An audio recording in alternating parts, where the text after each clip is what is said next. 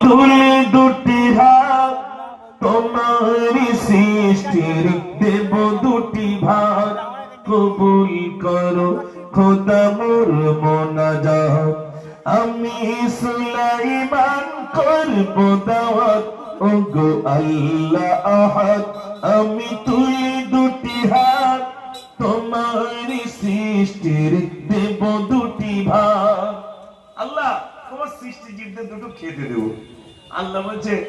নবী সুলাইমানেরই কথা শুনে আল্লাহ বলেন ওরে সম্ভব নহে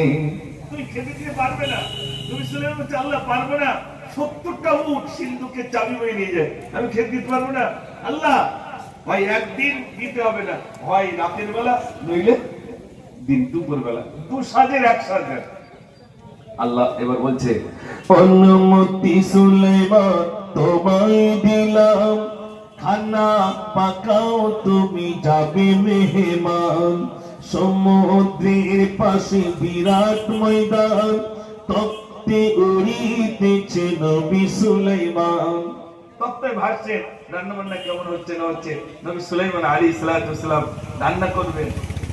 দেশীয় রান্নি না সব জেলেরা রান্না করছে 6 বার ধরে রান্না হচ্ছে হঠাৎ একটা মেহমান এসেছে এক মেহমান এলো বললে খিদে মোর পেল নবী সুলাইমান কোথায় মোর ভালো নবী সুলাইমান তুমি আমায় খেতে দাও ওগো নবী আমি ক্ষুধায় ও নবী সুলাইমান খুব খিদে পেয়েছে তাড়াতাড়ি খেতে দেন নবী সুলাইমান বলছে বিনা দাওয়াতে আসেনি তো বলছে না না খোদার দেশে আমি এসেছি দাওয়াত করেছো মোদের আমি শুনেছি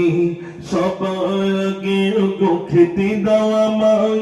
মৎস্য মেহমান বলছি তোমায় কুটুমকে ভাই মাছ মাছ মেহমান এসেছে নবী সুলাইমান বলছেন ও গোতাই যদি হয় খানা খাও ভাই খানা খাই মৎস্য আর সেটা নাই ও গো নবী আর খাদ্য কোথায়